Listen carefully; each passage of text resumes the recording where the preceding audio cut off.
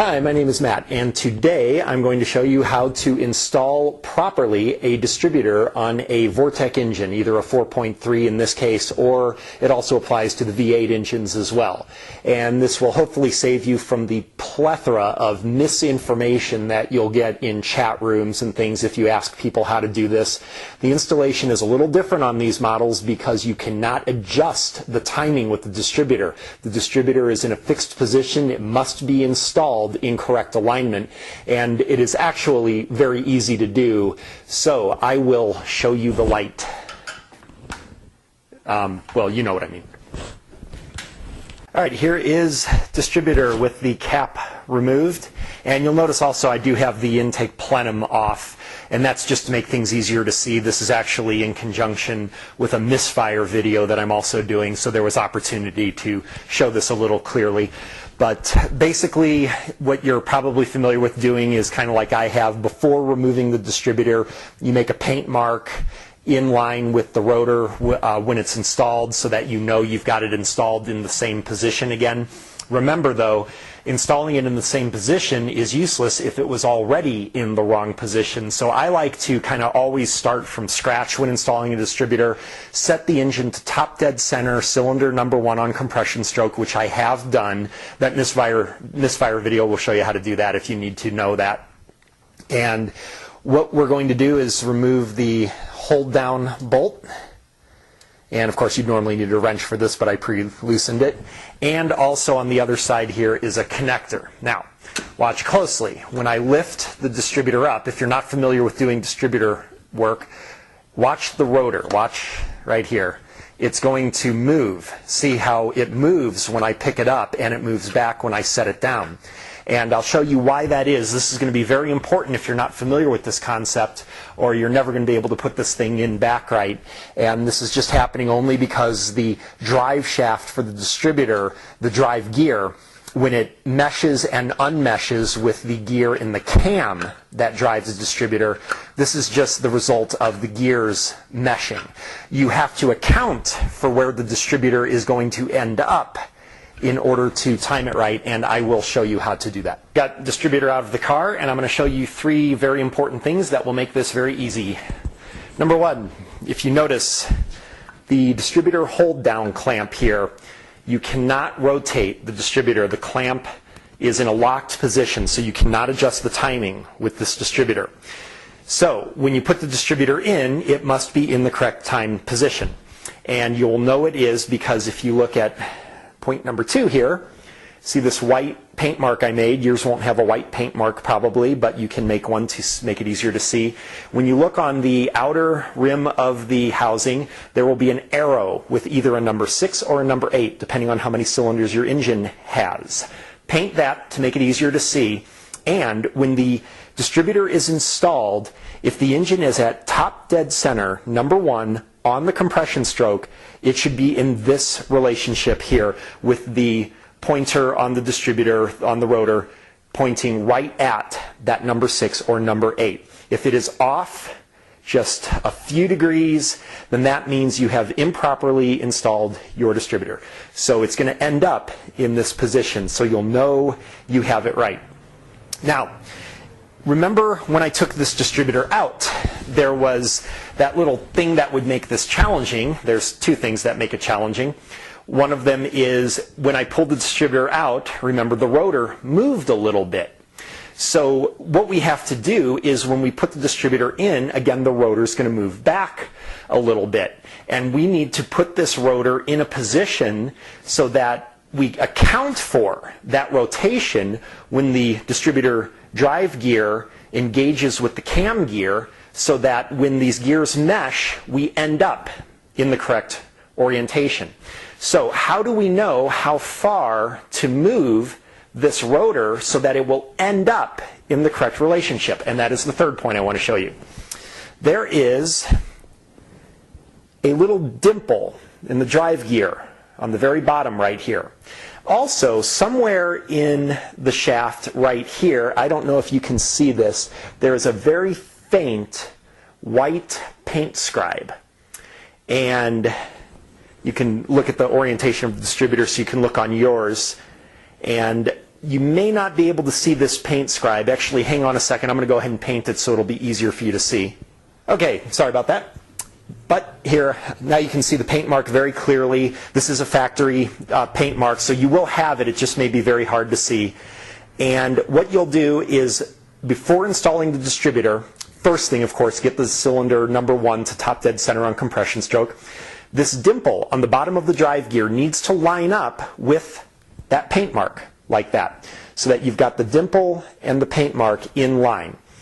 What this will do, if you look here, is this distributor is now showing the rotor pointing off of the target. However, if you set up this relationship correctly, when you install the distributor and the drive gear engages with the splines in the cam gear, it will rotate to make a perfect alignment. So it will be just enough. So that is what those marks are for, to show you where to set your distributor before you install it. But there's going to be another trick too, and that is, if you look at the bottom, you see there is what looks like a flat blade screwdriver here. And that is going to match up, if we look inside of the hole where the distributor goes, with the oil pump drive shaft. And that is going to have a slot in it, and that slot has to mate up with the distributor drive shaft. So if you insert your distributor and you start getting your perfect rotation right into alignment, but the distributor will not sit flush with the intake manifold surface, then what happened is this is not lining up with the slot inside of the engine where the oil pump drive shaft is. So what you will have to do is take a long screwdriver, insert it into the hole where the distributor goes, and turn that oil pump drive shaft until it looks like it will align with the final position of your distributor. So it's time to install our distributor now. So first, let's get this gasket up in place here. The first thing I want to do is, like I showed earlier, I want to hold the distributor in the final position so that the hole on the clamp is lined up with where the distributor is going to lock down. So the distributor will be in this position. I want to set my rotor right on to the number 6 arrow right there, or the number 8 if you have your 8-cylinder. This represents the final install position of the distributor. So I'm going to flip the distributor over, and I'm going to note the orientation of the drive shaft. And it looks like it's just almost horizontal there. So I'm going to now put the distributor down, take a screwdriver, and very carefully, without knocking over the camera, which I just did, I'm going to look in there, and this is actually a little tricky to do, and I want to align that slot. I wish I could show you guys this, but it's going to be impossible for me to do that. All right, so here, I'm not sure if you can see this, but I have set the angle on the oil pump drive shaft now to match what I believe will fit my distributor orientation. So I'm going to go ahead and install the distributor. So now I'm going to set the starting installation position, and that's going to be this dimple again lined up with my white mark, and we'll see how close I set these slots to match up. So when I put the distributor in, of course it's going to start engaging with the cam, which it just did, and the rotor is turning, but the distributor is not. Sometimes you got to jiggle them a little bit, but the distributor is not going to set all the way flush. I don't know if you can see the base of the distributor here. You probably can't, but it's not sitting flush with the intake manifold.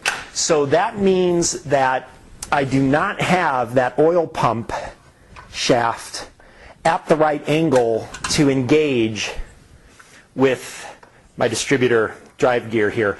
So I'm going to have to go ahead and try to align it up again. And it's just fine turns because I know I'm in the ballpark. So we'll see if I can feel for it here and just turn it just a bit. And let's try this again. All right, let's see if we can get it right this time here. Got a good feeling about it. So again, I'm going to line up my dimple with my white mark without disturbing the rotor position. Set this in here. Now it's engaging. You can watch the rotor move. And there it goes. It just settled right in. So let's see how we did. Looks like we are, make sure that we're in. Sometimes I like to just jiggle it a little bit, but that is definitely in. And I'm going to take the camera off here. Don't get seasick on me. And let's see. Look at that. It is pointing directly dead on to my mark. So the distributor is properly timed. Hold down clamp is lined up with the hole. My rotor is in line with the centering mark. This distributor is properly installed. I can now reconnect everything and start it up. If you start up the car and you get some type of cam or crankshaft position errors, a check engine light, that kind of thing, then most likely what happened is you've installed this incorrectly somehow. That's not possible in this situation. I would say in this situation, if you have some type of, it would be a camshaft position error, most likely you need to check your timing chain or something like that. You know, if you don't have one of these wheelie chairs, you really should get one. They're kind of fun. But what I wanted to show you is, for you guys that are pretty familiar with installing distributors, but not on these engines, you will run into a situation where you might have a panic moment because it's going to look like everything I showed you puts you 180 degrees off time. And that's not the case. So let me show you this. What we're going to do is we're going to set our distributor up to the proper top dead center location, cylinder number 1. And here is your distributor cap. And on the distributor cap, they are, of course, numbered 1 through 6 or 1 through 8. They're not in a very friendly-looking order like you would be used to on most distributor caps. This distributor cap will fit only one way onto the distributor. There is a flat side here that fits only one way. And here's what I want to show you. This here is number 1. But look at where the rotor is pointing. It almost looks like it's exactly 180 degrees off. If you look at the bottom of this cap, here is your number 1. But if you look underneath it, there is no contact under there. Notice these channels running along. And if you follow this channel, right here is actually where the contact is for number 1 in the distributor cap. And that happens to be just after where the rotor is pointing. So the rotor has already fired at number 1, and of course it always fires before top dead center. So this is indeed the correct orientation. So sometimes you don't want to go with your instinct, just go with the information. But the first time you look at this, certainly you would panic that the rotor is facing 180 degrees from the number 1 position on the cap. Don't worry, it's okay. Do the things like I showed you and you will have a properly timed distributor, I promise. So, thank you very much for watching. I hope this helped.